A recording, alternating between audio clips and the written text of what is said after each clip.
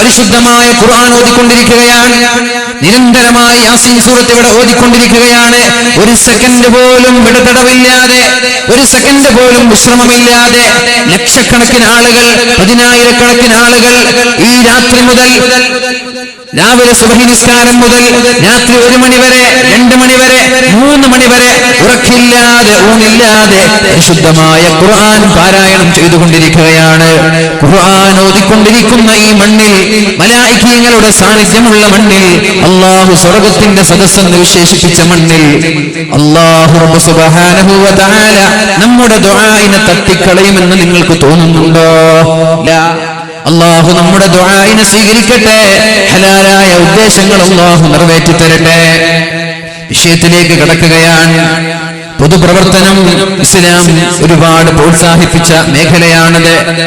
സ്വന്തത്തെക്കാളും മറ്റൊരാൾക്ക് പ്രാധാന്യം നൽകണമെന്ന് പഠിപ്പിച്ച വഴിയാണ്.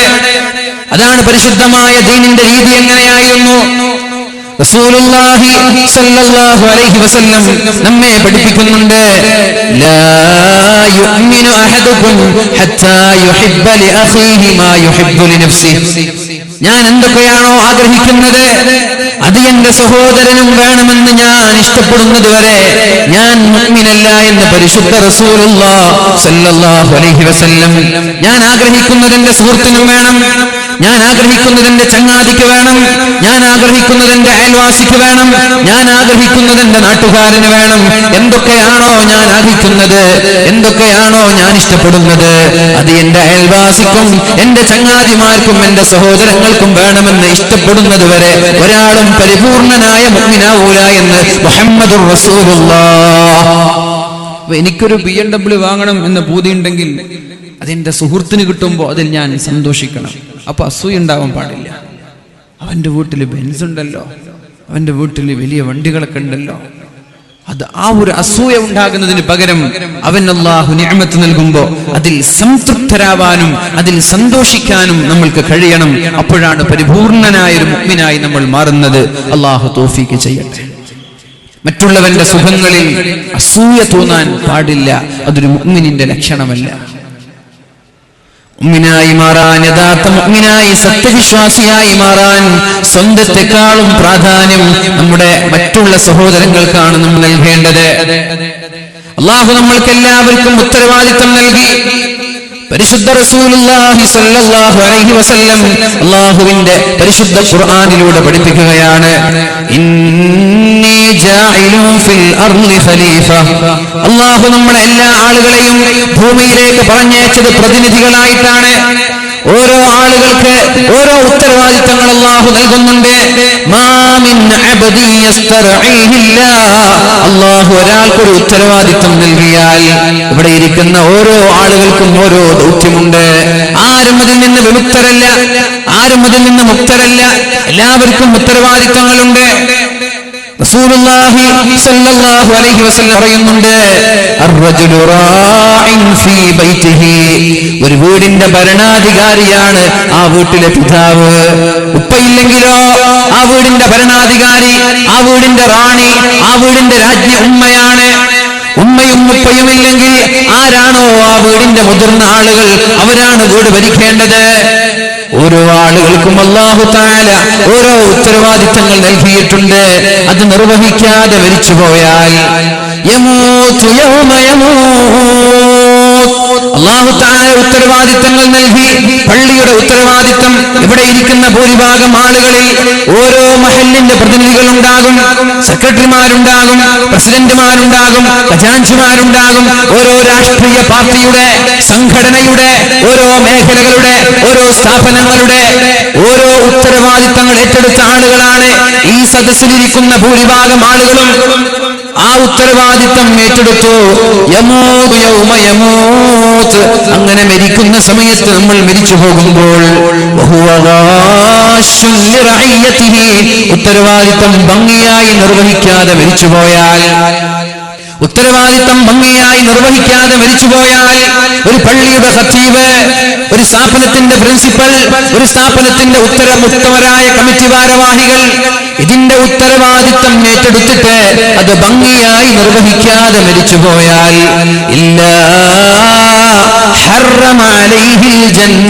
അവർക്ക് സ്വർഗം ഹറാമാണെന്ന് പരിശുദ്ധ റസൂലുള്ളാഹ്.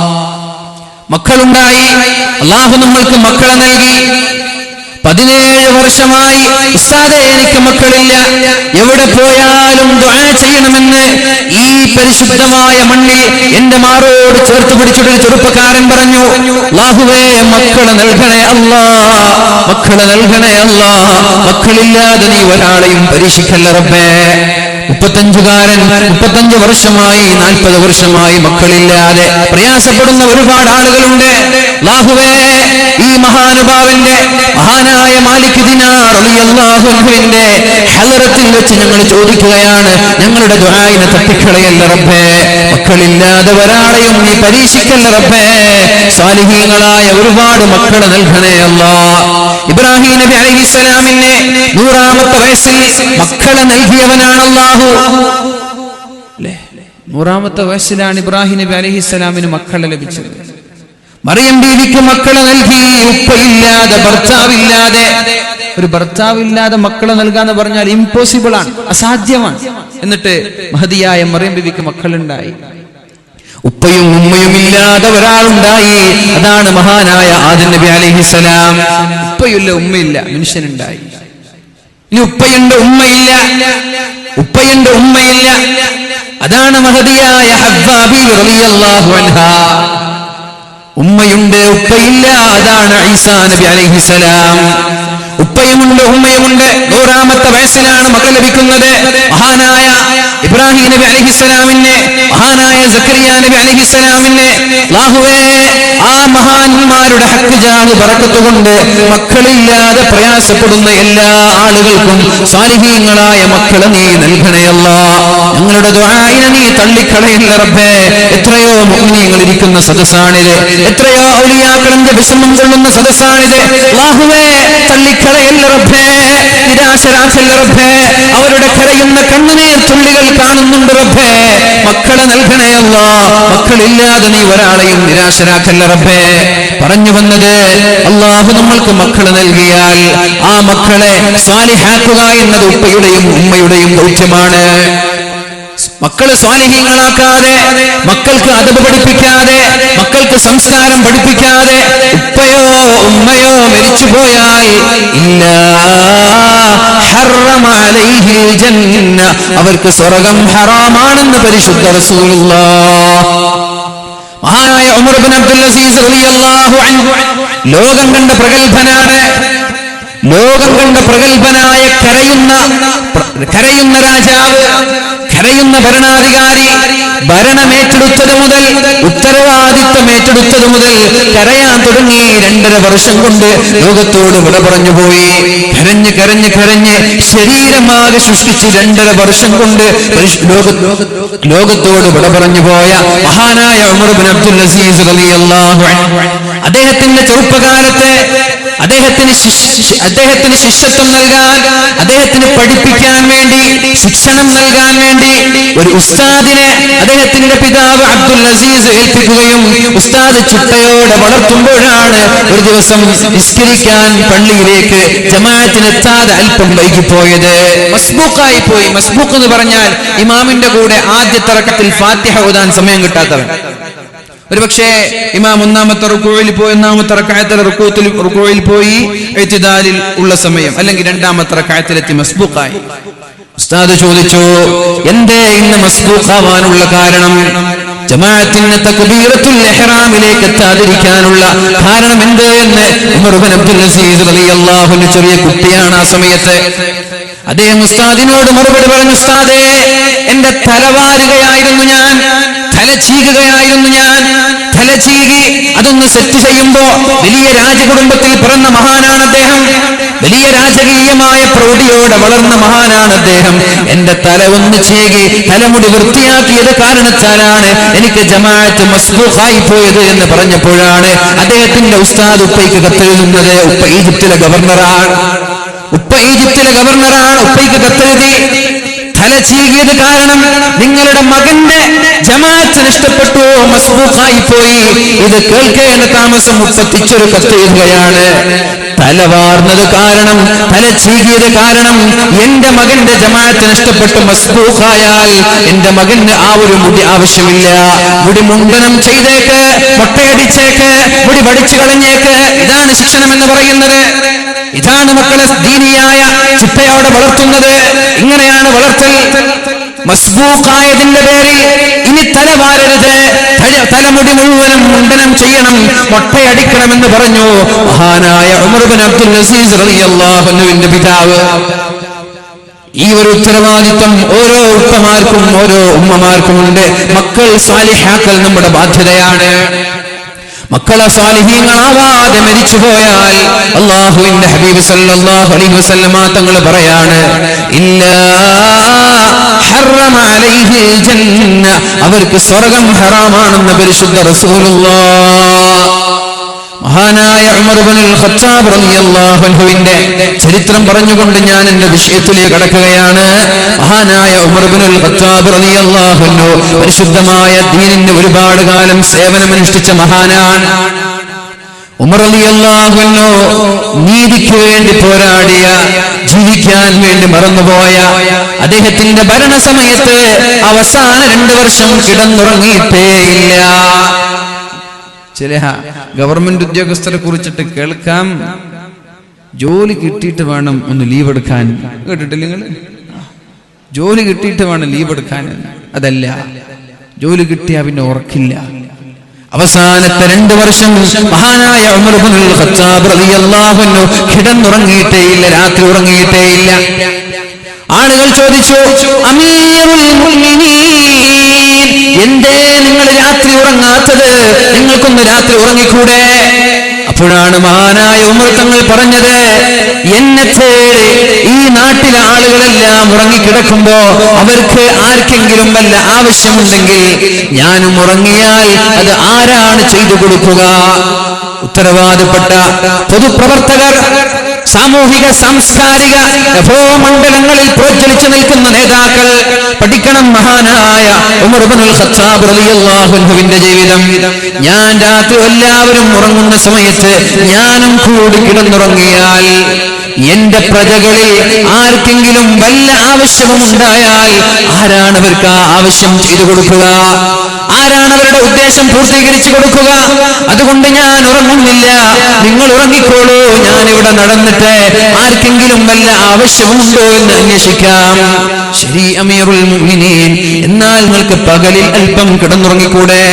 രാത്രി ഏതായാലും ഉറക്കില്ല, പകലിൽ ഉറങ്ങിക്കൂടെ? ഒന്ന് പകലിലൊന്ന് വിശ്രമിച്ചൂടെ?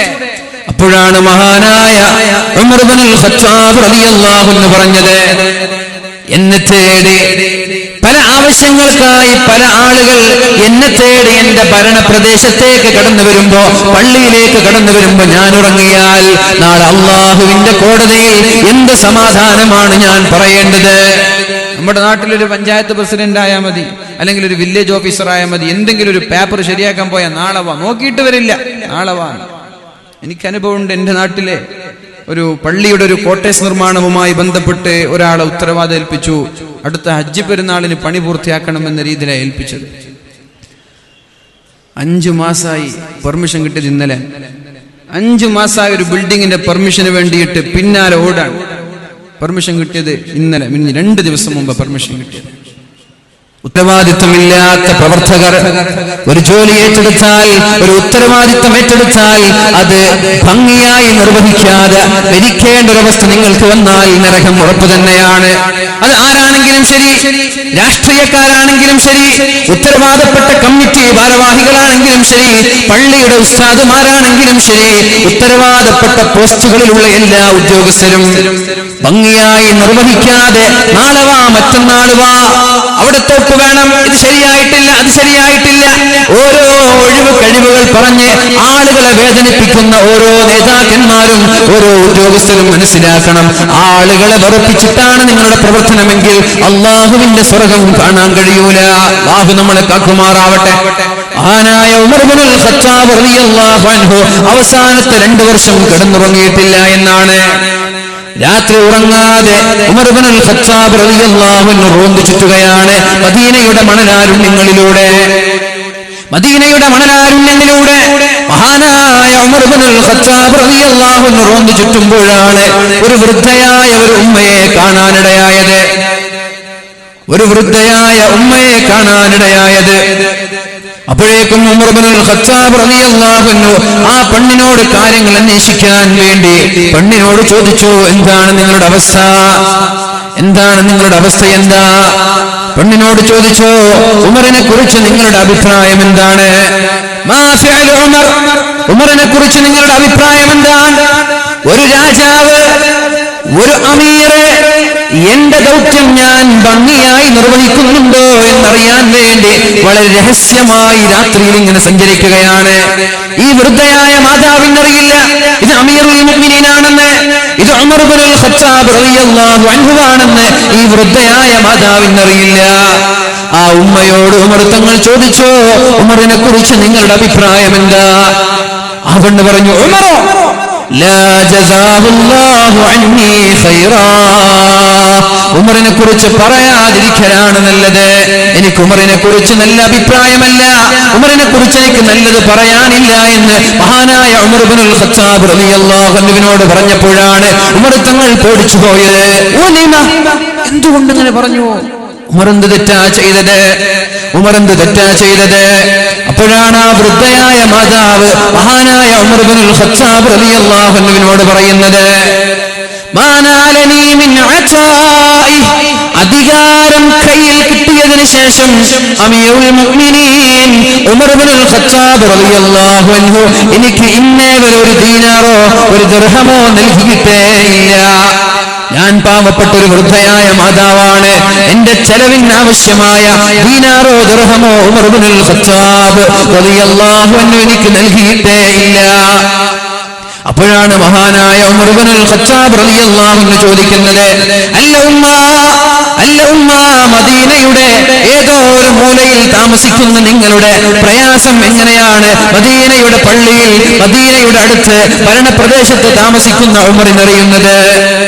തളങ്കരയിൽ ഏതോ ഒരു മൂലയിൽ താമസിക്കുന്ന ഒരു പാവപ്പെട്ട പെണ്ണിനെ കുറിച്ചിട്ട് ഇവിടെ ജീവിക്കുന്ന ആളുകൾക്ക് അറിയാന്ന് പറഞ്ഞാൽ അത് ഒരു സാധ്യമായൊരു വിഷയമല്ലല്ലോ, അല്ലെങ്കിൽ ഉപ്പമായൊരു വിഷയമല്ലല്ലോ.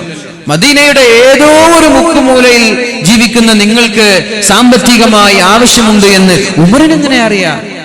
അപ്പോഴാണ് ആ മഹദി, ആ വൃദ്ധയായ പെണ്ണ് മഹാനായ ഉമർ ഇബ്നുൽ ഖത്താബ് റളിയല്ലാഹു അൻഹുവിനോട് ചോദിക്കുന്നത്, ഉമറാണ് നീ വൃദ്ധയായ മാതാവിനറിയില്ല. സുബ്ഹാനല്ലാഹ് വല്ലാഹി മാ ളനൻതു അന്ന അഹദൻ, ഏതെങ്കിലും ഒരാൾ ജനങ്ങളുടെ ഉത്തരവാദിത്വം ഏറ്റെടുക്കുന്ന ആളുകൾ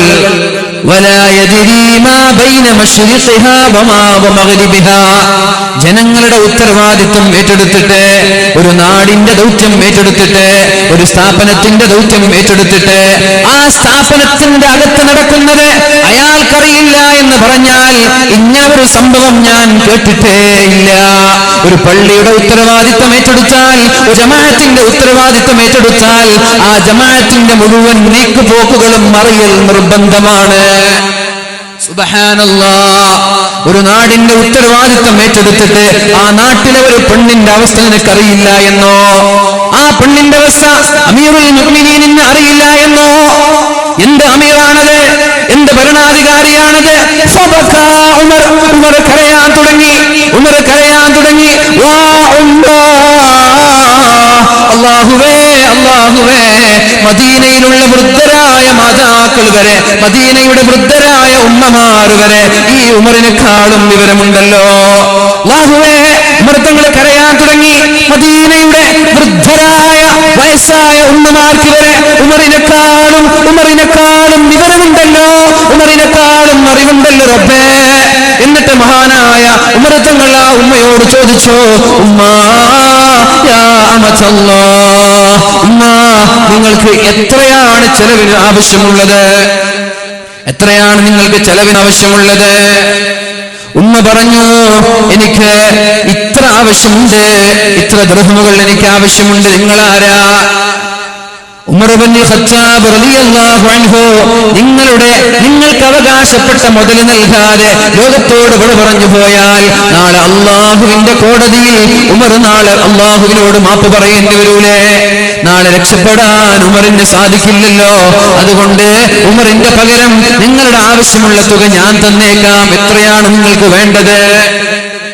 ഉമ്മ പറഞ്ഞു, ലാ തഹ്സഅ ബിനാ, പൊന്നുമോനെ എന്നെ പരിഹസിക്കണ്ട, എന്നെ കളിയാക്കണ്ട.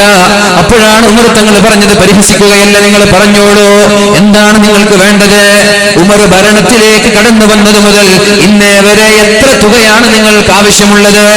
എന്തൊക്കെ ആവശ്യമായിരുന്നു നിങ്ങൾക്ക് വേണ്ടിയിരുന്നത്? അപ്പോഴാണ് ആ ഉമ്മ ഉമർ തങ്ങളോട് പറയുന്നത്, ഉമറാണെന്ന് ആ ഉമ്മയ്ക്കറിയില്ലല്ലോ, 25 ദീനാർ എനിക്ക് ആവശ്യമുണ്ട്. എത്ര ദീനാർ? 25 ദീനാർ എനിക്ക് ആവശ്യമുണ്ട്. മഹാനായ ഉമർ ഇബ്നുൽ ഖത്താബ് റളിയല്ലാഹു അൻഹു തന്റെ പോക്കറ്റിൽ നിന്ന് 25 ദീനാർ എടുത്തിട്ട് ആ ഉമ്മയുടെ കൈകളിലേക്ക് കൊടുക്കുകയാണ്. അപ്പോഴാണ് അലി ഇബ്നു അബീ ത്വാലിബ് റളിയല്ലാഹു അൻഹു, മഹാനായ അബ്ദുല്ലാഹി ഇബ്നു മസ്ഊദ് റളിയല്ലാഹു അൻഹു ആ വഴിയിലേക്ക് ഇങ്ങനെ കടന്നു വരുന്നത്. 25 ദീനാർ കയ്യിൽ പിടിച്ചിട്ട് വൃദ്ധയായ ഉമ്മയുടെ കയ്യിലേക്ക് കൊടുക്കുമ്പോഴാണ് അലി ഇബ്നു അബീ ത്വാലിബ് റളിയല്ലാഹു അൻഹു മഹാനായ അബ്ദുല്ലാഹി ഇബ്നു മസ്ഊദ് റളിയല്ലാഹു അൻഹു കടന്നു വരുന്നത്. ഉമർ തങ്ങളെ കണ്ടപാടെ രണ്ടുപേരും പറഞ്ഞു, അസ്സലാമു അലൈക യാ അമീറൽ മുഅ്മിനീൻ. ഉമർ തങ്ങളെ അസ്സലാമു അലൈക്കും. ഇത് കേൾക്കുമ്പോ പെണ്ണ് ഞെട്ടിപ്പോയി, പെണ്ണാകെ അത്ഭുതപ്പെട്ടു പോയി. ഇത് അമീറുൽ മുഅ്മിനീനായിരുന്നു. യാ അല്ലാഹ്, ഉമർ തങ്ങളോടാണോ? ഫബലഅത്തിൽ അജൂസ് യദഹാ അലാ റഅസിഹാ, തലയിൽ കൈവച്ചുകൊണ്ട് പെണ്ണ് പറയാൻ തുടങ്ങി, വാ സൗഅതാ വാ സൗഅതാ അശതംതു അമീറൽ മുഅ്മിനീൻ, ഞാൻ അമീറുൽ മുഅ്മിനീനെ പരിഹസിച്ചുവല്ലോ, അമീറുൽ മുഅ്മിനീനെ ഞാൻ കുറ്റപ്പെടുത്തിയല്ലോ, ഭരണാധികാരിയെ, ഒരു രാജാവിനെ ഞാൻ പരിഹസിച്ചല്ലോ. വാ സൗഅതാ, എന്റെ നഷ്ടമേ, എന്റെ നഷ്ടമേ, എന്റെ അപകടമേ എന്ന് പറയുമ്പോഴാണ് മഹാനായ ഉമർ ഇബ്നുൽ ഖത്താബ് റളിയല്ലാഹു അൻഹു ആ പെണ്ണിനോട് പറയുന്നത്, ലാ ബഅസ അലൈകി റഹിമകില്ലാഹ്. ഉമ്മ നിങ്ങൾ വിഷമിക്കേണ്ട, പ്രശ്നമില്ല, നിങ്ങൾ പ്രശ്നമാക്കേണ്ട, നിങ്ങൾ കരയേണ്ട, അതൊന്നും ഒരു പ്രശ്നമല്ലേ അല്ല. എന്നിട്ട് മഹാനായ ഉമർ ഇബ്നുൽ ഖത്താബ് റളിയല്ലാഹു അൻഹു അലി തങ്ങളോടും ഇബ്നു മസ്ഊദ് റളിയല്ലാഹു അൻഹുവിനോടും ചോദിക്കുകയാണ്, നിങ്ങളുടെ കയ്യിൽ എഴുതാനുള്ള വല്ല വസ്തുക്കളുമുണ്ടോ? മരത്തിന്റെ കഷ്ണങ്ങളോ ഓലകളോ കല്ലുകളോ നിങ്ങളുടെ കയ്യിലുണ്ടോ? അവര് പറഞ്ഞു, ഇല്ല, ഞങ്ങളുടെ കയ്യിലില്ല. അപ്പോഴാണ് മഹാനായ ഉമർ ഇബ്നുൽ ഖത്താബ് റളിയല്ലാഹു അൻഹു, കേൾക്കണേ എന്റെ ശബ്ദം ശ്രവിക്കുന്ന സഹോദരങ്ങളോട്, സഹോദരിമാരോട് ഞാൻ പറയുന്നത്, അധികാരം എന്ന് പറയുന്നത് എല്ലാവർക്കും അലങ്കാരമാണ്. പക്ഷേ അത് പേടിയാണ്.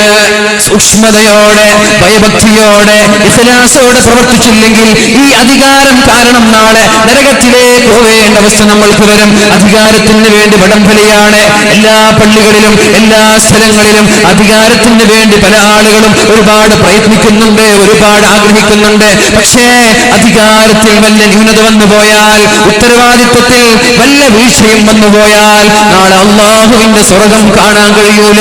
മഹാനായ ഉമർ ഇബ്നുൽ ഖത്താബ് റളിയല്ലാഹു അൻഹു തന്റെ കുപ്പായത്തിൽ നിന്ന് ഒരു കഷ്ണം തുണി കീറിയെടുത്തിട്ട്, ഒരു കഷ്ണം കീറിയത് എടുത്തിട്ട് ആ ഉമ്മയുടെ മുമ്പില് അലി തങ്ങളെ സാക്ഷിയാക്കി, അബ്ദുല്ലാഹി ഇബ്നു മസ്ഊദ് റളിയല്ലാഹു അൻഹുവിനെ സാക്ഷിയാക്കിയിട്ട് മഹാനായ ഉമർ തങ്ങൾ എഴുതുകയാണ്, ബിസ്മില്ലാഹിർ റഹ്മാനിർ റഹീം, അല്ലാഹുവിന്റെ നാമം കൊണ്ട് ഞാൻ എഴുതുകയാണ്, ഹാദാ മശ്തറാ ഉമറു, ഇത് ഉമർ ഇന്നാലിന്ന പെണ്ണിൽ നിന്ന് വാങ്ങിക്കുന്ന കരാറാണ്. ഉമർ തങ്ങൾ ഭരണം ഏറ്റെടുത്തത് മുതൽ ഇന്നേ വരെ തിരിഞ്ഞു നോക്കിയിട്ടില്ല എന്ന് പറയുന്ന പെണ്ണിന് എന്തൊക്കെയാണോ അവകാശമുള്ളത് അത് മുഴുവനും ചെയ്തു കൊടുത്തു എന്നതിന്റെ സാക്ഷിപത്രമാണ് എന്ന് മഹാനായ ഉമർ തങ്ങൾ എഴുതി വെച്ചു. എന്നിട്ട് അതേ കടലാസ് കഷ്ണത്തിൽ, അതേ തുണിക്കഷ്ണത്തിൽ മഹാനായ ഉമർ തങ്ങൾ എഴുതുകയാണ്, ഇനി ഈ പെണ്ണ് നാളെ മഹ്ശറാ ലോകത്ത് വന്നിട്ട് ഉമർ എനിക്ക് സഹായം ചെയ്തിട്ടില്ല, ഉമർ എനിക്ക് എന്നെ സഹായിച്ചിട്ടില്ല, എന്നെ തിരിഞ്ഞു നോക്കിയിട്ടില്ല എന്ന് ഈ പെണ്ണങ്ങാനും നാളെ മഹ്ശറാ ലോകത്ത് പറഞ്ഞാൽ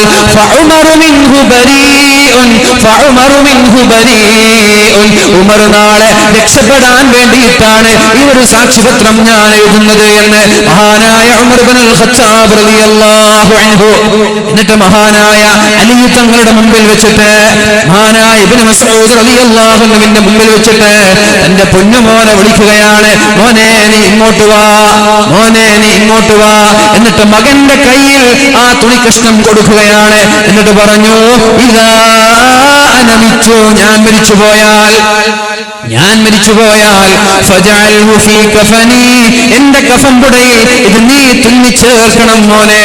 നാളെ കാരണം ഒരു ലോകം വരാനുണ്ട്, മഹ്ശറാ ലോകം. എന്താണ് ആ ലോകത്തിന്റെ അവസ്ഥ? ഫീ യൗമിൻ കാന മിഖ്ദാറുഹു 50,000 സന. അവിടുത്തെ ഒരു ദിവസം എന്ന് പറയുന്നത് ഇവിടുത്തെ 50,000 വർഷത്തിന്റെ ദൈർഘ്യമുള്ള സ്ഥലമാണ്.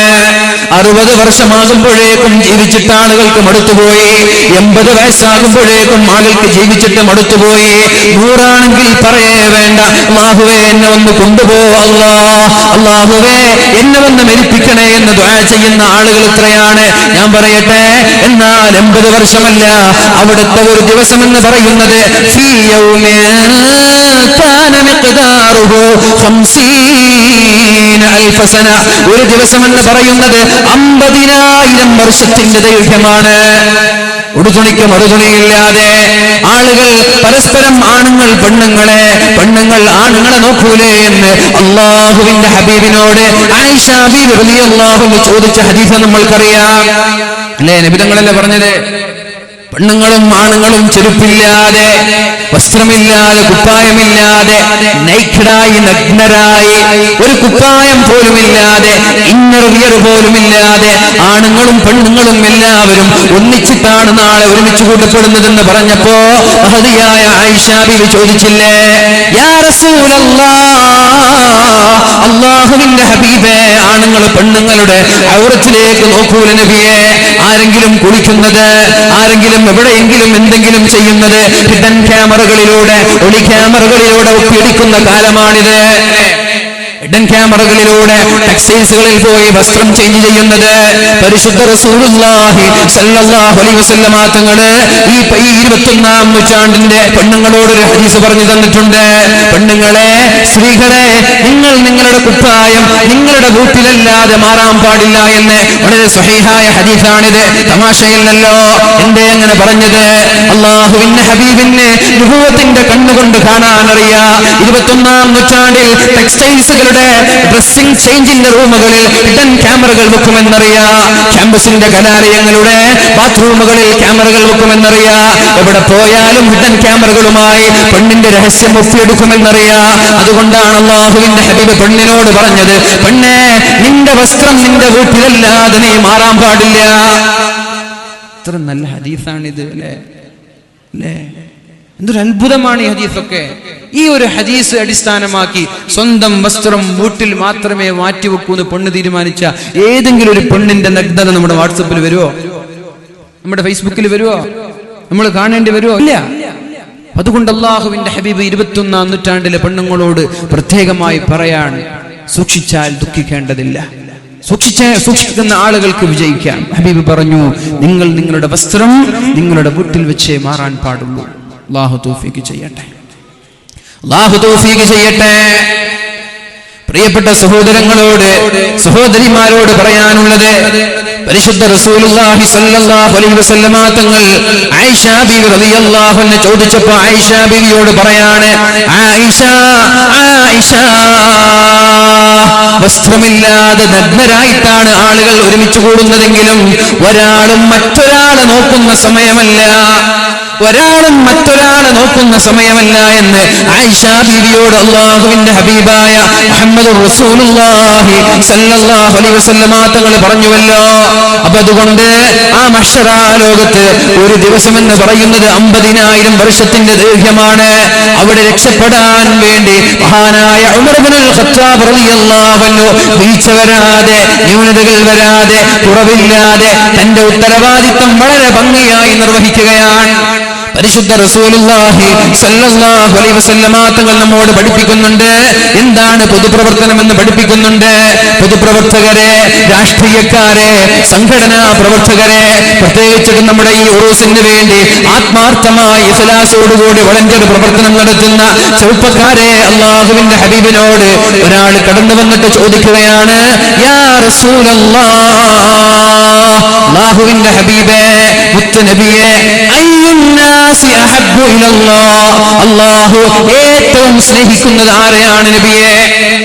അല്ലാഹുവിന് ഏറ്റവും ഇഷ്ടം ആരോടാണ് നബിയെ? നബി തങ്ങൾ പറഞ്ഞു.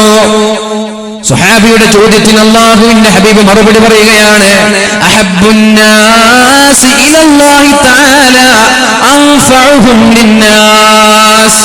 നിങ്ങളിൽ ജനങ്ങൾക്ക് ഏറ്റവും ഉപകാരം ചെയ്യുന്ന ആളുകൾ ആരാ? ജനങ്ങൾക്ക് ഏറ്റവും ഉപകാരം ചെയ്യുന്ന ആളുകൾ ആരാ? എന്തെങ്കിലും ഒരു ആവശ്യം ഉണ്ടാകുമ്പോ നമ്മുടെ നാട്ടിൽ ഇന്നാലിന്ന ആളുടെ പേരാ ഓർമ്മ വരിക. ഇന്നാലിന്ന ആളെ കണ്ട അത് ശരിയാവും. എന്തെങ്കിലും ഒരു പേപ്പർ ശരിയാവാനുണ്ട്, അല്ലെങ്കിൽ മകളുടെ കല്യാണക്കാരും ശരിയാവാനുണ്ട്, വീടിന്റെ പെർമിഷൻ വേണം, അത് ഇന്നാലിന്ന ആളുകളെ കണ്ടാൽ ശരിയാകും. അവരാണ് അല്ലാഹുവിന്റെ ഏറ്റവും ഇഷ്ടക്കാർ. അഥവാ നാട്ടിൽ ഊണും ഉറക്കമില്ലാതെ സാമൂഹിക സേവനം ചെയ്യുന്ന, പൊതുപ്രവർത്തനത്തിന് ചുക്കാൻ പിടിക്കുന്നവരാണ് ഏറ്റവും നല്ലവരെന്ന് പരിശുദ്ധ റസൂലുള്ളാഹി സ്വല്ലല്ലാഹു അലൈഹി വസല്ലം. ഒരുപക്ഷേ നമ്മുടെ നിസ്കാരം കൊണ്ട്, നമ്മുടെ നോമ്പ് കൊണ്ട്, നമ്മുടെ സക്കാത്ത് കൊണ്ട് നമ്മൾക്ക് രക്ഷപ്പെടാൻ സാധിച്ചു കൊള്ളണമെന്നില്ല. നിങ്ങൾക്ക് തോന്നുന്നുണ്ടോ നമ്മുടെ നിസ്കാരം കൊണ്ട് നമ്മൾ നാളെ രക്ഷപ്പെടുമെന്ന് തോന്നുന്നുണ്ടോ? നമ്മുടെ ഖുർആൻ കൊണ്ട് നമ്മൾക്ക് രക്ഷപ്പെടാൻ സാധിക്കുമെന്ന് തോന്നുന്നുണ്ടോ? അല്ലാഹുവിന്റെ ഹബീബായ മുഹമ്മദുർ റസൂലുള്ളാഹി സ്വല്ലല്ലാഹു അലൈഹി വസല്ലമ തങ്ങൾ പറയാണ്, ശ്രദ്ധിക്കണേ, അല്ലാഹുവിന്റെ ഹബീബ് പറയാണ്, ഒരാളും ഒരാളുടെ അമല് കൊണ്ടും രക്ഷപ്പെടൂല. അമല് കൊണ്ട് ഒരാളും രക്ഷപ്പെടൂല. അമല് കൊണ്ട് രക്ഷപ്പെടൂല. അമല് മീൻസ് നമ്മുടെ നിസ്കാരം, നോമ്പ്, സക്കാത്ത്, മറ്റുള്ള പ്രവർത്തനങ്ങൾ കൊണ്ട് ഒരാളും രക്ഷപ്പെടൂല. സ്വഹാബാക്കൾ ചോദിച്ചു, രാത്രി തഹജ്ജുദ് നിസ്കാരത്തിന് എണീറ്റ് അരമണിക്കൂറോ 1 മണിക്കൂറോ മുമ്പ് തഹജ്ജുദിന് എണീറ്റ് നിസ്കരിച്ചിട്ട് അല്ലാഹുവിനോട് കരഞ്ഞ് ഇസ്തിഗ്ഫാർ ചൊല്ലി എന്നതുകൊണ്ട് നീ രക്ഷപ്പെടണമെന്നില്ല. വലാ അൻത യാ റസൂലല്ലാഹ്, അല്ലാഹുവിന്റെ ഹബീബേ, അങ്ങും നാളെ രക്ഷപ്പെടൂലേ? അങ്ങും നാളെ രക്ഷപ്പെടൂലേ?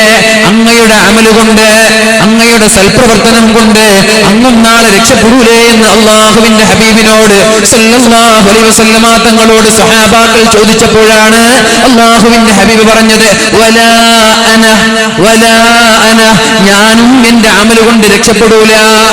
നബി തങ്ങൾ പോലും രക്ഷപ്പെടൂല.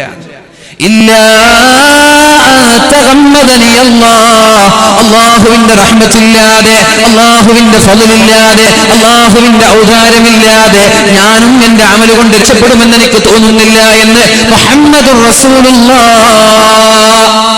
അമല് കൊണ്ട് രക്ഷപ്പെട്ടുകൊള്ളണമെന്നില്ല. പക്ഷേ രക്ഷപ്പെടാൻ ചില വഴികൾ അല്ലാഹു പറയുന്നുണ്ട്. അമലിന്റെ കൂടെ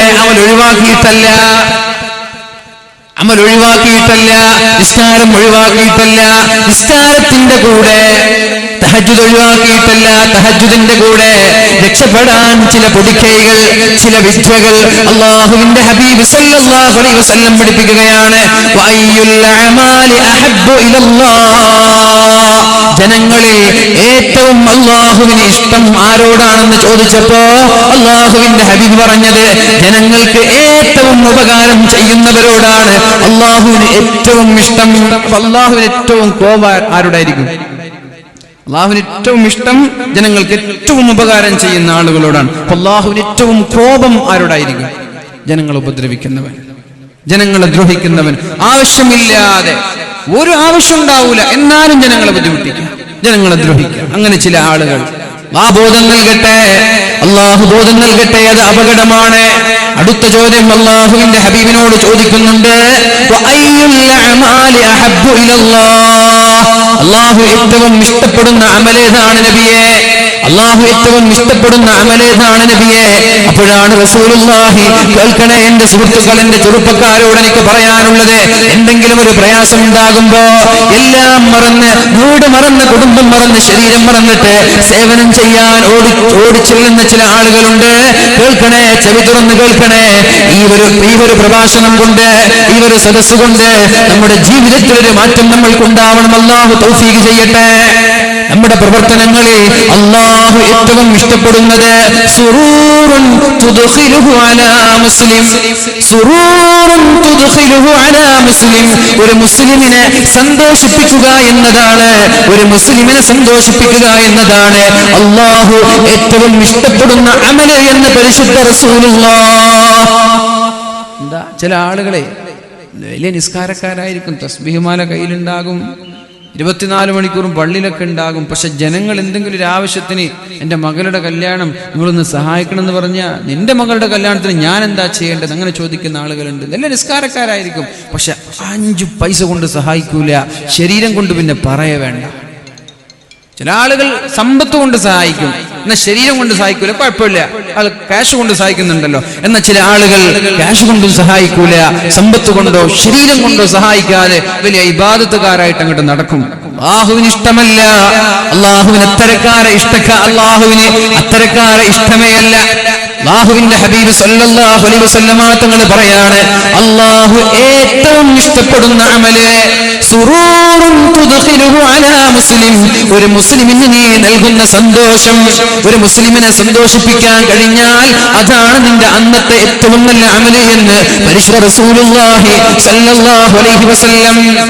ഇന്ന് ജുമാ നിസ്കാരം കഴിഞ്ഞിട്ട് നമ്മുടെ കാസർഗോഡ് ഭാഗത്തുള്ള അന്ധനായ, കണ്ണ് കാണാത്ത ഒരാൾ പള്ളിയിലേക്ക് കടന്നു വരികയുണ്ടായി. എന്നിട്ട് പറഞ്ഞു, ഞങ്ങളുടെ വീട്ടിലെ 7 പേരും അന്ധന്മാരാണ്, ഞങ്ങളുടെ വീട്ടിലെ 7 പേരും അന്ധന്മാരാണ്, ഒരു വീടെടുക്കണമെന്നുണ്ട്, സഹായിക്കണമെന്ന് പറഞ്ഞപ്പോ എല്ലാം അകമഴിഞ്ഞുകൊണ്ട് സഹായിച്ച ആളുകളുണ്ട്. പക്ഷേ ഞാൻ പറയുന്നത്, നമ്മുടെ പള്ളിയിൽ നടക്കുന്ന പിരിവുകൾ ഒരു പരിഹാരമാവുന്നില്ല. ആവശ്യത്തിനനുസരിച്ചല്ല നമ്മൾ കൊടുക്കുന്നത്, ആവശ്യത്തിനനുസരിച്ചിട്ടല്ല നമ്മൾ കൊടുക്കുന്നത്. ഒരു വീടെടുക്കണമെന്ന് പറഞ്ഞിട്ട് പള്ളിയിലേക്ക് വരുമ്പോ നമ്മളാകെ ഒരു പിരിച്ചിട്ട് 50 രൂപ, 100 രൂപ, 10 രൂപ ഒക്കെ കൊടുത്തിട്ട് അവസാനം എണ്ണി നോക്കുമ്പോ 3000 രൂപ. 3000 രൂപ കൊണ്ട് ഒരു വീടിന്റെ കട്ടിൽ വെക്കാൻ പറ്റുമോ? ഞാൻ ചോദിക്കട്ടെ. സ്വന്തമായിട്ട് 4000 സ്ക്വയർ ഫീറ്റിന്റെ, 10000 സ്ക്വയർ ഫീറ്റിന്റെ, 2.5 കോടിയുടെ, 5 കോടിയുടെ ഒക്കെ വീട് നമ്മൾ നിർമ്മിക്കുമ്പോ പാവപ്പെട്ട ഒരാൾ നമ്മുടെ സമീപത്തേക്ക് കടന്നു വന്നിട്ട് കണ്ണിന് കാഴ്ചശക്തിയില്ല, വീടെടുക്കാൻ സഹായിക്കുമോ എന്ന് ചോദിക്കുമ്പോ മാന്യമായ തുകയെങ്കിലും നമ്മൾ നൽകേണ്ടേ? സ്വന്തമായി വീടെടുത്ത് കൊടുക്കണമെന്നല്ല ഞാൻ പറയുന്നത്. അങ്ങനെ കൊടുക്കുന്ന ആളുകളുണ്ട്, അല്ലാഹു അവർക്ക് പ്രതിഫലം നൽകട്ടെ, അല്ലാഹു അവരെ അനുഗ്രഹിക്കട്ടെ. സ്വന്തമായി സഹായിക്കണമെന്നല്ല, മാന്യമായൊരു തുകയെങ്കിലും നമ്മൾ നൽകണ്ടേ? മാലിക് ദിനാർ റളിയല്ലാഹു അൻഹുവിന്റെ ഉറൂസായതുകൊണ്ട് ഇവിടെ ബക്കറ്റ് വിതരണമില്ല, അല്ലേ? ഇവിടൊക്കെ ബക്കറ്റ് വിതരണം ചെയ്താലേ ഒരു 5-10 ലക്ഷം രൂപയ്ക്ക് സദസ്സ് തന്നെ സ്വരൂപിക്കാൻ പറ്റുന്ന ഒരു മേഖലയാണ്. മറ്റുള്ള വാതിലൊക്കെ ബക്കറ്റ് ഉണ്ടാകും, ബക്കറ്റ് ഇല്ലാത്ത വാതിലുകൾ കുറവാണ്. ആ ബക്കറ്റ് ഇങ്ങനെ വരുമ്പോ പോക്കറ്റിൽ നിന്ന് പൈസ എടുക്കും. 2000 ഉണ്ടാകും, 500 ഉണ്ടാകും, 100 ഉണ്ടാകും, 50 ഉണ്ടാകും, 10 ഉണ്ടാകും. എന്നിട്ട് 10 എടുത്തിട്ട് കൊടുക്കും. ഇല്ലേ ഇല്ലേ, നിങ്ങൾ ആലോചിച്ച് നോക്കി. എന്നിട്ട് സംഘാടകരെ എണ്ണന്നെ വലിയൊരു ഇത്രകളൊക്കെ കെട്ടാണ്, ഇങ്ങനെ എണ്ണി 10 അരമണിക്കൂർ എണ്ണി നോക്കുമ്പോൾ ആകത്തിലുള്ളത് 1000 രൂപ. എന്ത് കാര്യം! ഓരോന്നിനോടൊരു മാന്യതയുണ്ട്. നമ്മുടെ പള്ളിയിൽ മറ്റേ ഭണ്ഡാരപ്പെട്ടി ഇല്ലാന്ന് എനിക്ക് തോന്നുന്നത്. ചില പള്ളികളിൽ ജുമാ നിസ്കാരം കഴിഞ്ഞ ഉടനെ ഒരു ഭണ്ഡാരപ്പെട്ടി വരും. അത് ഇങ്ങനെ നീങ്ങുമ്പോൾ ടിക് ടിക് ടിക് എന്നൊരു ശബ്ദം കേൾക്കാം. എന്തത്? വീട്ടിൽ നിന്ന് പെറുക്കിയെടുത്തിട്ട് 1 രൂപയുടെ കോയിനും കൊണ്ടുവന്നിട്ട് ടിക് ഇട്ട് കൊടുക്കുക. 5 രൂപയുടെ കോയിൻ കൊണ്ടുവന്നിട്ട് ടിക്. മിനിമം അവിടെ ഒരു 10 മിനിമം ഇടാൻ നമ്മൾക്ക് പറ്റണം. വാലിന്റെ സദസ്സിലേക്ക് ബക്കറ്റ് വരുമ്പോൾ മിനിമം ഒരു 100 ഇടാൻ നമ്മൾക്ക് പറ്റണം. എല്ലാ ആളുകൾക്കല്ല, എല്ലാ ആളുകൾക്കും അങ്ങനെ കൊടുക്കാൻ കഴിഞ്ഞുകൊള്ളണമെന്നില്ല. പക്ഷേ കഴിയുന്നവരുണ്ട്, അവരും ഈ ടിക് എന്ന് പറഞ്ഞിട്ട് 1 രൂപ 2 രൂപ ഇട്ട് കൊടുക്കരുത്. 10 രൂപയുടെ നോട്ടൊന്നും ബക്കറ്റിലിട്ട് കൊടുക്കരുത്. ഇതൊക്കെ ഓരോന്നിനും ഒരു മാന്യതകളുണ്ട്. ഞാൻ പറഞ്ഞു വന്നത്, വീടെടുക്കാൻ വരുമ്പോൾ അതിനനുസരിച്ച് കൊടുക്കണം. വെറുതെ ഒരാൾ വന്നിട്ട് വല്ലതും തരണേ, ഒരു 10 രൂപ കുഴപ്പമില്ല, ഞാൻ വീടെടുക്കാൻ വളരെ കഷ്ടത്തിലാണ് എന്ന് പറഞ്ഞൊരു മിനിമം നല്ലൊരു മാന്യമായ രീതിയിൽ സഹകരിക്കണ്ടേ? അത് അവരെ സന്തോഷിപ്പിക്കലാണ്. അന്ന് നമ്മൾ ചെയ്യുന്ന ആ ഒരു ദിവസത്തിൽ നമ്മൾ ചെയ്യുന്ന പ്രവർത്തനങ്ങളിൽ അല്ലാഹു ഏറ്റവും ഇഷ്ടപ്പെടുന്നത് ആ ഒരു മുഅ്മിനെ സന്തോഷിപ്പിച്ചതാണ്. നമ്മുടെ സമ്പാദ്യങ്ങൾ നമ്മൾ ഉണ്ടാക്കിയതല്ല, നമ്മുടെ ഒന്നും നമ്മൾ ഉണ്ടാക്കിയതല്ല, എല്ലാം അല്ലാഹു തന്നതാണ്.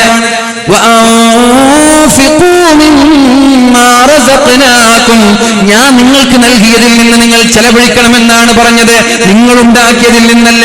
നിങ്ങൾ വിചാരിക്കണ്ട ഇതെല്ലാം നമ്മൾ ഉണ്ടാക്കിയതാണെന്ന്. അല്ലേ അല്ല, ഇത് അല്ലാഹു തന്നതാണ്, അല്ലാഹുവിന്റെ നിഅമത്താണ്. അല്ലാഹു തന്നതിന് കൊടുക്കാനാ പറയുന്നത്. അല്ലാഹു തൗഫീഖ് ചെയ്യട്ടെ. അല്ലാഹുവിന്റെ ഹബീബ് അടുത്തതായി പറയുന്നത് ഒരു മുഅ്മിനിന്റെ ഒരു പ്രയാസം നീക്കി കൊടുക്കാൻ കഴിഞ്ഞാൽ, ഒരു മുഅ്മിനിന്റെ ഒരു വേദന മാറ്റി കൊടുക്കാൻ കഴിഞ്ഞാൽ ആ ഒരു പ്രവർത്തനം അല്ലാഹുവിന് ഇഷ്ടമാണെന്ന് പരിശുദ്ധ റസൂലുള്ളാഹ്. മകളുടെ കല്യാണത്തിന്റെ ആവശ്യത്തിന് വേണ്ടി വന്നതാണ്. മകൾക്ക് 10 പവൻ വേണം, 20 പവൻ വേണം. സ്വന്തമായി ജോലിയില്ലാതെ, ആൺമക്കളില്ലാതെ കഷ്ടപ്പെടുന്ന ഒരു കുടുംബമാണെങ്കിൽ എങ്ങനെയെങ്കിലും കെട്ടിച്ചു കൊടുക്കണമെന്നുള്ളത് ഒരു ഉപ്പയുടെ ആഗ്രഹമാണല്ലോ. ആ സമയത്ത് ഉപ്പ ഒരു 1/2 പവൻ ഞാൻ തരാമെന്ന് പറഞ്ഞിട്ട് ആ ഉപ്പയുടെ പ്രയാസം നീക്കി കൊടുക്കാൻ നമ്മൾക്ക് സാധിച്ചാൽ അല്ലാഹു ഏറ്റവും ഇഷ്ടപ്പെടുന്ന അമൽ അതാണെന്ന് മുഹമ്മദുർ റസൂലുള്ളാഹ്. അല്ലാതെ തസ്ബീഹ് മാല പിടിച്ചിട്ട് സുബ്ഹി ബാങ്കിന്റെ 1/2 മണിക്കൂർ മുമ്പ് പള്ളിയിലേക്ക് നടന്നവരല്ല. അതൊക്കെ വേണം.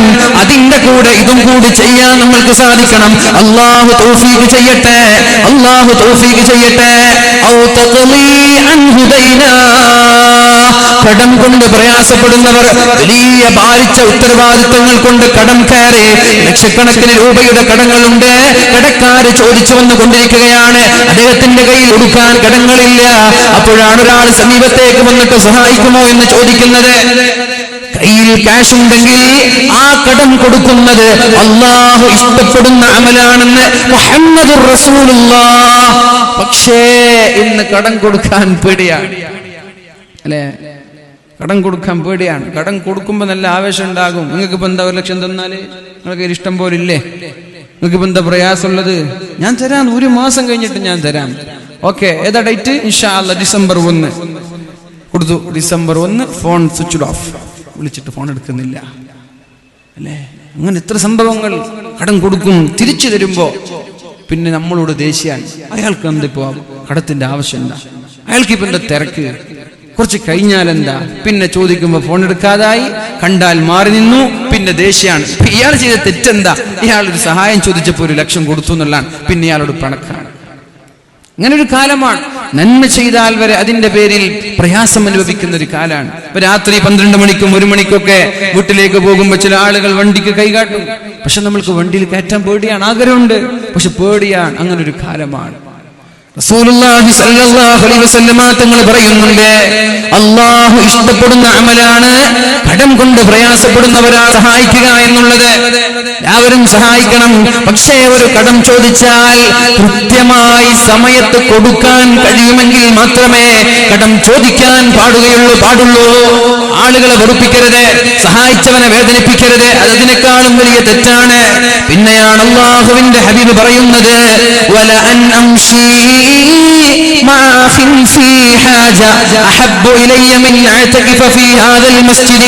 അല്ലാഹുവിന്റെ ഹബീബിന്റെ മസ്ജിദുൻ നബവി കാണിച്ചുകൊണ്ടാണ് അല്ലാഹുവിന്റെ ഹബീബ് പറയുന്നത്, ഈ പള്ളിയിൽ കേൾക്ക് സഹോദരാ, ചെറുപ്പക്കാരാ കേൾക്കണേ, സഹോദരാ കേൾക്കണേ. അല്ലാഹുവിന്റെ ഹബീബ് പറയാണ്, ഈ മദീന പള്ളിയിൽ 1 മാസക്കാലം ഇഅ്തികാഫിരിക്കുന്നതിനേക്കാളും എനിക്ക് ആഗ്രഹം എന്തെങ്കിലും ഒരു പ്രയാസം അനുഭവിക്കുന്നവന്റെ കൂടെ നടന്നിട്ട് അവന്റെ ആവശ്യങ്ങൾ വീട്ടിക്കൊടുക്കലാണെന്ന് മുഹമ്മദുർ റസൂലുള്ളാഹ്. എന്തെങ്കിലും ഒരു ആവശ്യമുള്ളവന്റെ കൂടെ നടന്നിട്ട് ഒരു പേപ്പർ ശരിയാക്കാനുണ്ട്, അല്ലെങ്കിൽ ഒരു പെൺകുട്ടിയുടെ കല്യാണം കഴിച്ചു കൊടുക്കാൻ, ഒരു വീടെടുക്കാൻ, ഒരു ജോലിയുടെ ആവശ്യം, എന്തെങ്കിലും ഒരു ആവശ്യമുള്ള ഒരാൾ നമ്മുടെ സമീപത്തേക്ക് കടന്നു വന്നിട്ട് എന്നെ ഒന്ന് ഹെൽപ്പ് ചെയ്യുമോ, എന്നെ ഒന്ന് സഹായിക്കുമോ എന്ന് ചോദിക്കുമ്പോ ഞാൻ അവന്റെ കൂടെ നടക്കലാണ്. പരിശുദ്ധമായ ഒരു റക്അത്തിന്റെ 1000 റക്അത്തിന്റെ പ്രതിഫലമുള്ള മസ്ജിദുൻ നബവിയിൽ ഒരു മാസക്കാലം ഇഅ്തികാഫ് ഇരിക്കുന്നതിനേക്കാളും പുണ്യമെന്ന് പരിശുദ്ധ റസൂലുള്ളാഹ്. പള്ളിയിൽ വെച്ചിട്ട് ഇഅ്തികാഫ് ഇരിക്കലല്ല, പാവപ്പെട്ടവനെ സഹായിക്കലാണ്, പൊതുപ്രവർത്തനം ചെയ്യലാണ്, സാമൂഹിക സേവനം ചെയ്യലാണ് അല്ലാഹുവിന് ഇഷ്ടമെന്നാണ് ഹബീബി ഹദീസിലൂടെ പഠിപ്പിക്കുന്നത്. അങ്ങനെ ചില ആളുകളുണ്ട്, പള്ളിയിൽ ഒന്നാം സഫിലാണ്, അതും ഇമാമിന്റെ നേരെ പിന്നിലാണ്. നാട്ടുകാർക്കൊരു സഹായം ചെയ്യൂല. സഹായം ചെയ്തില്ലെങ്കിലും കുഴപ്പമില്ല, ഇയാളുടെ നാവ് കൊണ്ട്, ഇയാളുടെ സമ്പത്ത് കൊണ്ട് ഇയാളുടെ അയൽവാസികൾ പൊറുതിമുട്ടുകയാണ്. സഹോദരങ്ങളെ, ആ നിസ്കാരം അല്ലാഹുവിന് വേണ്ടേ വേണ്ട. ആ നിസ്കാരം അല്ലാഹു സ്വീകരിക്കൂല. അല്ലാഹു പറയുന്നുണ്ട്, യൗമ ലാ യൻഫഉ മാലും വലാ ബനൂൻ ഇല്ലാ മൻ അത്തല്ലാഹ ബിഖൽബിൻ സലീം. സംശുദ്ധമായ, ആരോടും പകയില്ലാതെ, ആരോടും വിദ്വേഷമില്ലാത്ത, ആരോടും വൈരാഗ്യമില്ലാത്ത, ആരോടും പിണക്കമില്ലാത്ത, ആരോടും ചൊടിയില്ലാത്ത നല്ല മനസ്സുമായി ആരാണോ അല്ലാഹുവിനെ കണ്ടുമുട്ടുന്നത് അവന് മാത്രമേ നാളെ സ്വർഗമുള്ളൂ. ഒരു ലോകം വരാനുണ്ട്, നമ്മുടെ സമ്പാദ്യങ്ങളോ, നമ്മുടെ സന്താനങ്ങളോ, നമ്മുടെ സ്ഥാനമാനങ്ങളോ ഉപകരിക്കാത്തൊരു കാലം വരാനുണ്ട്. ഇവിടെ പള്ളിയുടെ സെക്രട്ടറിയാണ് എന്നത് നാളെ ആഖിറത്തിൽ ഉപകരിക്കൂല. ഇവിടെ സ്ഥാപനങ്ങളുടെ പ്രിൻസിപ്പാളായത് ആഖിറത്തിൽ ഉപകരിക്കൂല. ഇവിടെ രാഷ്ട്രീയ പ്രസ്ഥാനത്തിന്റെ ഉന്നതമായ തട്ടുകളിൽ നിന്നത് ആളെ ആഖിറത്തിൽ ഉപകരിക്കൂല. അവിടെ ഉപകരിക്കുന്നത് ഇവിടുത്തെ സ്വഭാവമാണെന്ന് പരിശുദ്ധ ഖുർആൻ വളരെ വ്യക്തമായി പറഞ്ഞത് സാമൂഹിക സേവനം ചെയ്യാനും ജനങ്ങൾക്ക് സ്തുത്യർഹമായ പ്രവർത്തനങ്ങൾ കാഴ്ചവെക്കാനും വേണ്ടിയിട്ടാണ്. സ്ഥാനമാനങ്ങളും സമ്പാദ്യങ്ങളും സന്താനങ്ങളും ഉപകരിക്കാത്ത ഒരു കാലം വരാനുണ്ട്. അവിടെ രക്ഷപ്പെടുന്നത് സ്വൽസ്വഭാവികൾ മാത്രമാണ്. പകയില്ലാത്ത, വിദ്വേഷമില്ലാത്ത മനസ്സുമായി ആരാണോ ജീവിക്കുന്നത് അവർക്ക് മാത്രമേ രക്ഷപ്പെടാൻ സാധിക്കുകയുള്ളൂ എന്ന് മുഹമ്മദുർ റസൂലുള്ളാഹ്. ഈ സ്ഥാപനത്തിന് വേണ്ടി ഊണും ഉറക്കുമില്ലാതെ പ്രവർത്തിക്കുന്ന ആളുകൾ എനിക്കറിയാം. 1ാം ക്ലാസ് മുതൽ ഇന്ന് 16 വർഷമായത് തുടങ്ങിയിട്ട് അതിന്റെ ആദ്യത്തെ ബാച്ചുകാരനാണ് ഞാൻ. രാവിലെ എണീറ്റാൽ ഹാർബറിൽ പോയി മീൻ വാങ്ങിച്ച് കൊണ്ടുവന്നിട്ട് നമ്മുടെ ക്യാൻറ്റീനിൽ കൊടുക്കുന്ന ഉത്തരവാദപ്പെട്ട കമ്മിറ്റിക്കാർ എനിക്കറിയാം. ഇതിനെ നെഞ്ചോട് ചേർക്കുന്ന ഉത്തരവാദപ്പെട്ട മാനേജർമാർ ഇവിടെ ഉണ്ടായിട്ടുണ്ട്.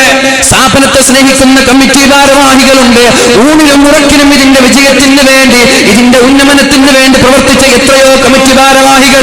പലരും ഇന്ന് ഖബറിന്റെ കച്ചിലാണ്. അല്ലാഹു അവരുടെ ഖബറിടം സ്വർഗീയമാക്കട്ടെ. അല്ലാഹു അവരുടെ ഖബറിടം വിശാലമാക്കട്ടെ. അല്ലാഹു അവരുടെ തെറ്റുകുറ്റങ്ങളെല്ലാം പുറത്തു കൊടുത്ത് സ്വർഗത്തിന്റെ കവാടം തുറന്നുകൊടുത്ത് ഒരു സെക്കൻഡ് പോലും നരകത്തിൽ കിടക്കാതെ സ്വർഗീയ ലോകത്ത് പാറിക്കളിക്കാൻ അല്ലാഹു അവർക്ക് തൗഫീഖ് നൽകട്ടെ. നിങ്ങൾക്കറിയുമോ ഇതിന്റെ മഹത്വം? 400 ചെല്ലാനും വിദ്യാർത്ഥികൾ ഇവിടെ പഠിക്കുമ്പോ എന്റെ കൂടെ പഠിച്ച എന്റെ ഒരു സുഹൃത്താണ് അസ്ഹർ അലി ഹുദവി എന്ന് പറയുന്ന നായന്മാർ മൂലക്കാരൻ. ലണ്ടനിൽ വെച്ചിട്ട് PGയുടെ ബിരുദം വാങ്ങിയിട്ട് മാസങ്ങളായിട്ടില്ല. അതേപോലെ തന്നെ എന്റെ 2 വർഷം താഴെ പഠിച്ച എന്റെ അനുജനും ഹുദവിയാണ്. അനുജന്റെ ബാച്ചിൽ പഠിച്ച മുസ്തഫ എന്ന് പറയുന്ന ഹുദവിയാണ് തുർക്കിയിൽ നിന്ന് PhDക്ക് വേണ്ടി പഠിച്ചുകൊണ്ടിരിക്കുന്നത്. അതേപോലെ വലിയ വലിയ ജോലികളിൽ 50,000-ഉം 60,000-ഉം സാലറി ലഭിക്കുമ്പോ എനിക്ക് സാലറി അല്ല വലുത് എന്ന് പറഞ്ഞിട്ട് കൊൽക്കത്തയുടെ ഗ്രാമപ്രദേശങ്ങളിൽ, കൊൽക്കത്തയുടെ സ്ലം ഏരിയകളിൽ, ചേരി പ്രദേശങ്ങളിൽ തന്റെ ജോലിയും തന്റെ സമ്പാദ്യങ്ങളും ഒഴിവാക്കിയിട്ട് അവിടുത്തെ പാവപ്പെട്ടവരായ വിവരമില്ലാത്ത, സംസ്കാരമില്ലാത്ത ഒരു നാട്ടുകാരെ മുഴുവനും സംസ്കാരത്തിന്റെ വിപ്ലവത്തിന്റെ നായകന്മാരാക്കി മാറ്റാൻ വേണ്ടി ഊണും ഉറക്കുമൊഴിച്ച് പ്രവർത്തിക്കുന്ന എന്റെ കൂടെ പഠിച്ച അഹ്മദ് അലി ഹുദവി എന്ന് പറയുന്ന എന്റെ സുഹൃത്തുണ്ട്. ലോകത്തിന്റെ മുക്കുമൂലകളിൽ എന്തിനേറെ പറയണം, നമ്മുടെ തൊട്ടടുത്ത സ്ഥാപനമാണ് MIC. ഹജ്ജിന് പോയപ്പോ മഹാനായ ആലിക്കുട്ടി ഉസ്താദിന്റെ കൂടെ KMCCയുടെ വളണ്ടിയറായി തന്റെ ജോലിയെല്ലാം ഒഴിവാക്കി, തന്റെ ജോലി 3-4 ദിവസത്തേക്ക് തന്റെ ജോലി മാറ്റിവെച്ചിട്ട് അവിടെയുള്ള ഹജ്ജാജിമാർക്ക് സേവനം ചെയ്യാൻ വേണ്ടി ബദ്രുദ്ദീൻ ഹുദവി എന്ന് പറയുന്ന എന്റെ സുഹൃത്ത്, അല്ലാഹു എല്ലാ ആളുകൾക്കും അർഹമായ പ്രതിഫലം നൽകട്ടെ. ഞാൻ പറഞ്ഞു വരുന്നത്, ഇവിടെ പഠിക്കുന്ന വിദ്യാർത്ഥികൾ, ഇവിടെ നിന്ന് വളർന്നു വരുന്ന വിദ്യാർത്ഥികൾ ഓരോ മേഖലകളിൽ, ഓരോ നാടുകളിൽ, ഓരോ ഏരിയകളിൽ ദീനിന്റെ ദഅവത്തുമായി പ്രവർത്തിച്ചു കൊണ്ടിരിക്കുകയാണ്. എല്ലാവരും പ്രഭാഷകരാവുക, എന്നത്. എന്നാ പിന്നെ ആരെ പ്രഭാഷണം കേൾക്കുക? എല്ലാവരും പ്രസംഗിക്കാൻ എന്ന പ്രഭാഷണം ആരെ കേൾക്കുക? ഓരോ ആളുകൾ ഓരോ മേഖലകളിലാണ്. ചില ആളുകൾ സ്ഥാപനത്തിന്റെ പ്രിൻസിപ്പളായിരിക്കും, സ്ഥാപനങ്ങൾ ഏറ്റെടുത്ത് നടത്തുന്ന ആളുകളുണ്ട്, ദഅവത്ത് നടത്തുന്ന ആളുകളുണ്ട്. നിങ്ങൾക്കൊക്കെ കഴിയുമെങ്കിൽ ദാറുൽ ഹുദയുടെ CSC പാണക്കാട് CSC സെന്റർ നടത്തുന്ന, ഹാദിയ നടത്തുന്ന മദ്രസകൾ ആസാമിലും അതേപോലെ മറ്റുള്ള സ്ഥാപനങ്ങൾ, ദാറുൽ ഹുദയുടെ ബ്രാഞ്ചുകളൊക്കെ അവിടെയുണ്ട്. നിങ്ങൾ ഒരുപാട് ടൂർ പോകുന്ന ആളുകളാണ്. ഇടയ്ക്കിടെ ഒരു ടൂറിന് നിങ്ങൾ അവിടേക്ക് പോകണം. അപ്പൊ നിങ്ങളുടെ പെണ്ണുങ്ങൾക്ക് 10,000 സാരിയൊന്നും വേണ്ട, പൊന്നാര ഭർത്താവ് എനിക്ക് 2,000 കുപ്പയൊക്കെ മതി അങ്ങനെ പറയുന്നു. മനസ്സിലായില്ലേ? നമ്മുടെ 3,000 ഈ 4,000 ചെരുപ്പൊന്നും ധരിക്കൂല, തൽക്കാലം എനിക്ക് ഹവായൊക്കെ മതി, AC ഒന്നും വേണ്ട, പടച്ചോന് ചൂടും, കരണ്ടില്ല, ഫാനില്ല, ശക്തമായി ചുട്ടുപൊള്ളുന്ന ഭൂമിയിൽ ഹ്യൂമിഡിറ്റി നിറഞ്ഞ് വിയർത്തൊലിക്കുന്ന ആ ഒരു സ്ഥലത്ത് വെറും 10,000 രൂപയ്ക്ക് വേണ്ടിയിട്ടൊക്കെ സാമൂഹിക സേവനം ചെയ്ത് ജനങ്ങളെ വിപ്ലവത്തിന്റെ നായകന്മാരാക്കി മാറ്റാൻ വേണ്ടി, അവിടെയുള്ള ജനങ്ങൾക്ക് സംസ്കാരം നൽകാനും ലോകത്തിന്റെ ഉത്തുംഗതയിലേക്ക് കേരളക്കാരെ പോലെ കൈപ്പിടിച്ചുയർത്താൻ വേണ്ടി തന്റെ ജീവിതത്തിന്റെ ഒട്ടുമിക്ക ഭാഗങ്ങളും ചെലവഴിക്കുന്ന ഒരുപാട് ഹുദവി സുഹൃത്തുക്കളുണ്ട്. കഴിയുമെങ്കിൽ ഇവിടെ കൂടിയിരിക്കുന്ന എന്റെ പ്രിയപ്പെട്ട സ്നേഹിതന്മാരോട് എനിക്ക് പറയാനുള്ളത്, ഒരു ടൂർ ഒന്ന് ആസാമിലേക്ക്, ഒന്ന് ബംഗാളിലേക്ക്, ഒന്ന് കൽക്കത്തയിലേക്ക് ഒന്ന് പോകണം. അവിടെ യാഥാർത്ഥ്യം കണ്ണുകൊണ്ട് നമ്മൾ പഠിക്കണം. അല്ലാഹു തൗഫീഖ് ചെയ്യട്ടെ. മഹാനായ അബൂ ഹനീഫ ഇമാം, അദ്ദേഹം വലിയ സുഫിവര്യനാണ്, നമ്മൾക്കറിയാം.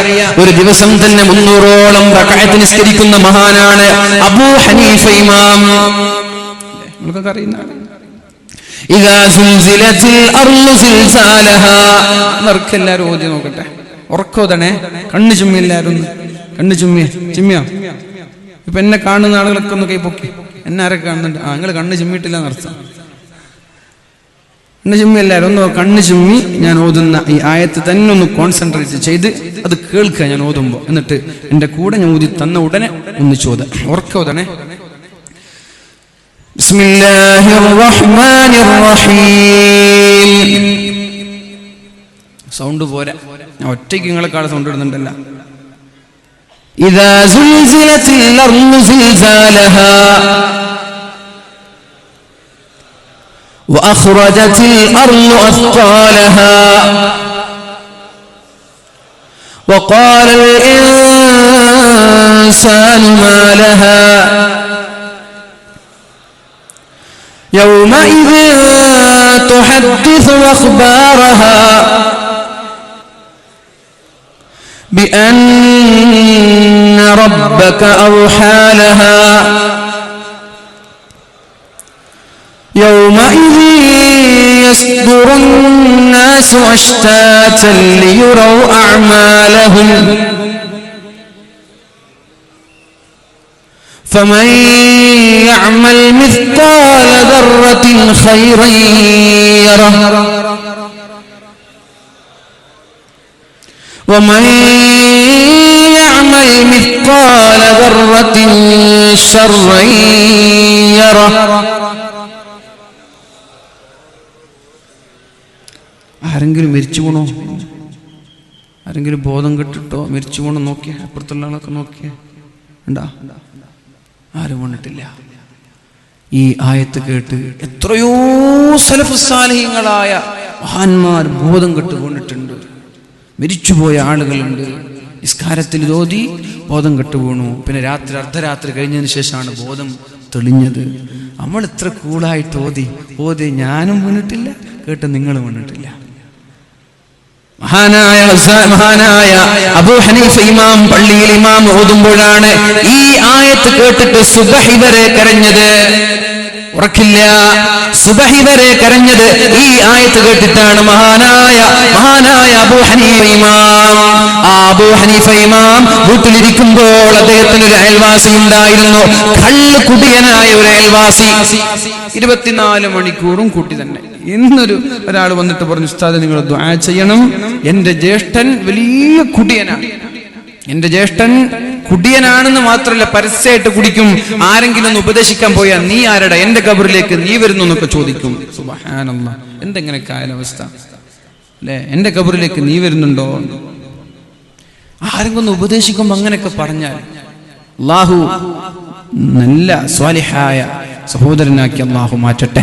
ആ ഒരു തിന്മയിൽ നിന്ന് ആത്മാർത്ഥമായി അമീബ വേദനയോടെ എന്നോട് പറഞ്ഞത്, എനിക്ക് അവനൊന്നും സമ്പാദിച്ചിട്ട് എനിക്ക് തരണ്ട, അവന്റെ ഭാര്യയും മക്കളെങ്കിലും നോക്കാൻ വേണ്ടി ആ ഒരു തെറ്റിൽ നിന്ന് മാറി നിൽക്കാൻ വേണ്ടി നിങ്ങൾ ദുആ ചെയ്യണം. അതിന് എന്തെങ്കിലും ഒരു പരിഹാരമുണ്ടോ? കാറിനടുത്ത് വന്ന് അരമണിക്കൂർ കൈ പിടിച്ച് കൈവിടുന്നില്ല. ഞാൻ പറഞ്ഞു ഇൻഷാ അല്ലാഹ് ഞാൻ ആലോചിച്ചിട്ട് പരിഹാരമുണ്ടോ ഞാൻ നോക്കാം, ഇൻഷാ അല്ലാഹ് സദസ്സിലൊക്കെ ദുആ ചെയ്യാം. അല്ലാഹുവേ നീയാണ് റബ്ബ്, അല്ലാഹുവേ നീ കാണുന്നുണ്ട്, അല്ലാഹുവേ നീ അറിയുന്നുണ്ട്, ആളെ നിനക്കറിയാം റബ്ബേ.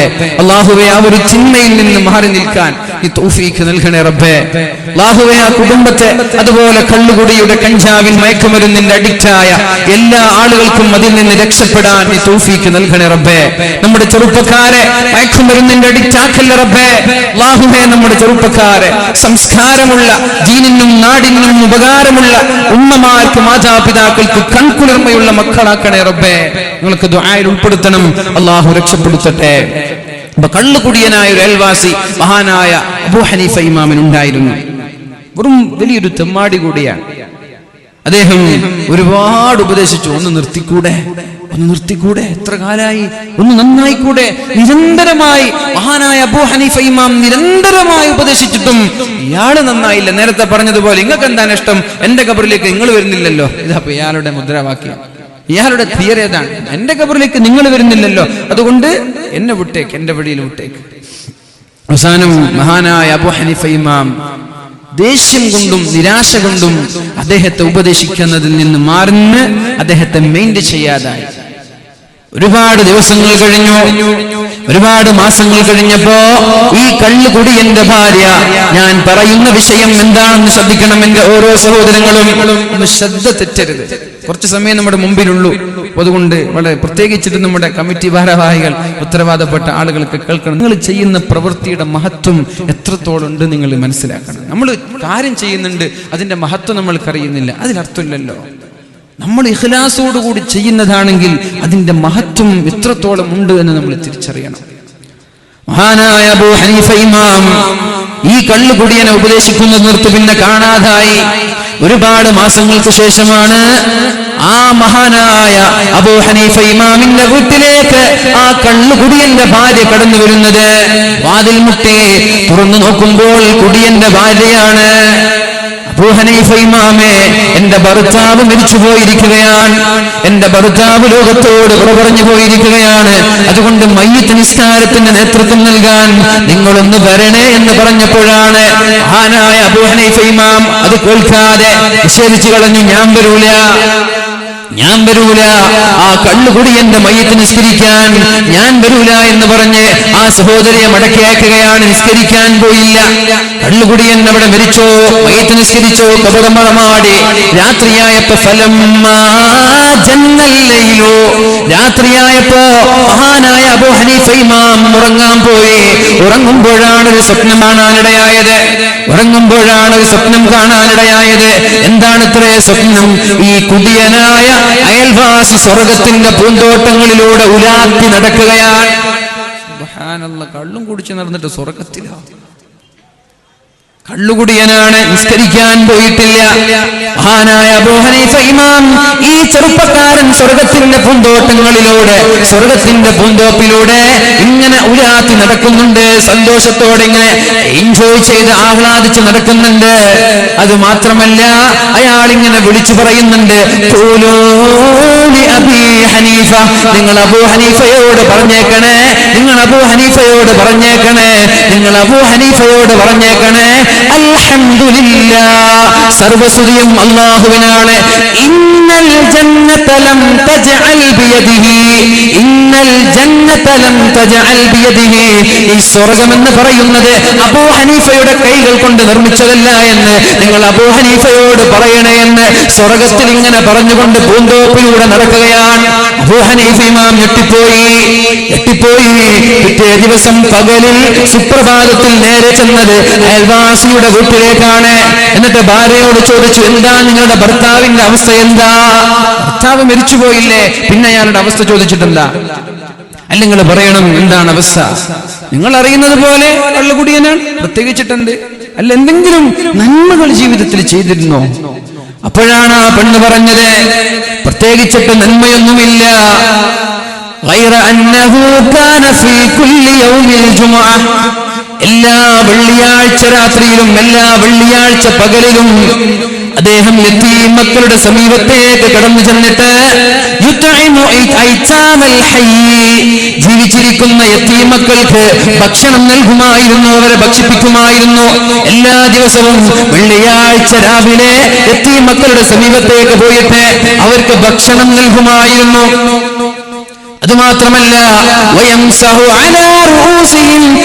മക്കളുടെ തലയുടെ മുടിയുടെ ഇടയിലൂടെ വിരലുകൾ ചേർത്ത് തല ഇങ്ങനെ തടവി കൊടുക്കുമായിരുന്നു. എന്നിട്ട് അദ്ദേഹം കരയുമായിരുന്നു. ഈ മക്കളുടെ അടുത്തേക്ക് വിളിച്ചിട്ട്, ഈ യതീം മക്കളുടെ അടുത്തേക്ക് വിളിച്ചിട്ട് ആ കള്ളുകുടിയനായ വ്യക്തി പറയുമായിരുന്നു,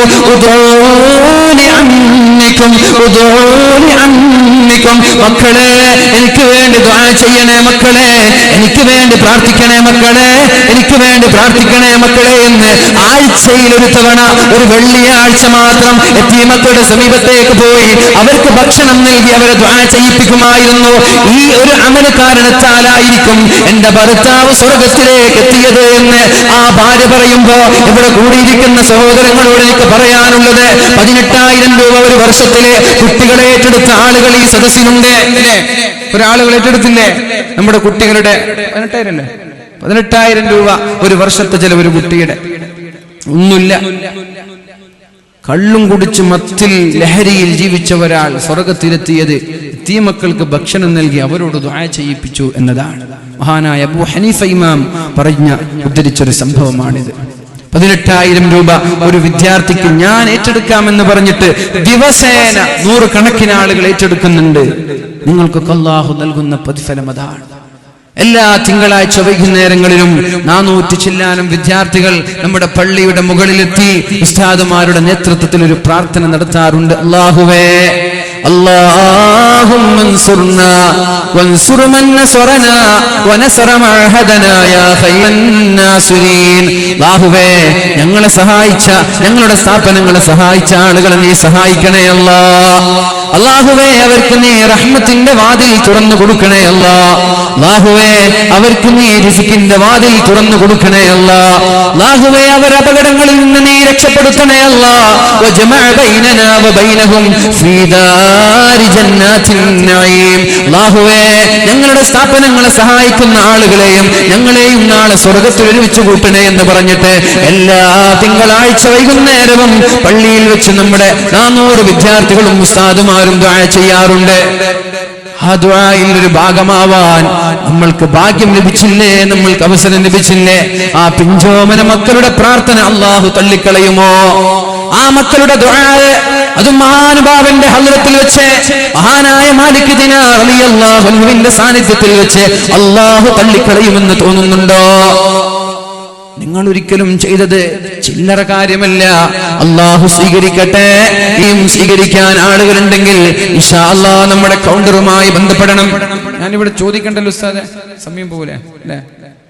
താല്പര്യമുള്ള ആളുകൾ ഒരു 18,000 രൂപ ഒരു വർഷത്തേക്ക് ഏറ്റെടുക്കാൻ ആഗ്രഹമുള്ള ആരെങ്കിലും ഉണ്ടെങ്കിൽ നമ്മുടെ കുട്ടികളുടെ ഒരു ദിവസത്തെ ഒരു വർഷത്തെ ചെലവാണ്. ആരെങ്കിലും ഉണ്ടെങ്കിൽ ഒന്ന് കൈപ്പൊക്കെ നോക്കട്ടെ. ആരെങ്കിലും ഉണ്ടാവും? അൽഹംദുലില്ലാ, ഒരാൾ. അൽഹംദുലില്ലാ. അല്ലാഹു സ്വീകരിക്കട്ടെ. അല്ലാഹുവേ, അല്ലാഹുവേ, അല്ലാഹുവേ, അപകടങ്ങളിൽ നിന്ന് നീ കാക്കണേ അല്ലാഹ്. സമ്പാദ്യങ്ങളിൽ ബറക്കത്ത് ചെയ്യണേ അല്ലാഹ്. അല്ലാഹുവേ, അവരുടെ കുടുംബ ജീവിതങ്ങളിൽ നീ ഐശ്വര്യം നൽകണേ അല്ലാഹ്. കൺകുളിർമയുള്ള ഭാര്യയായി, കൺകുളിർമയുള്ള മക്കളായി, കൺകുളിർമയുള്ള ഭർത്താവായി ആ കുടുംബത്തെ നീ സ്വീകരിക്കണേ അല്ലാഹ്.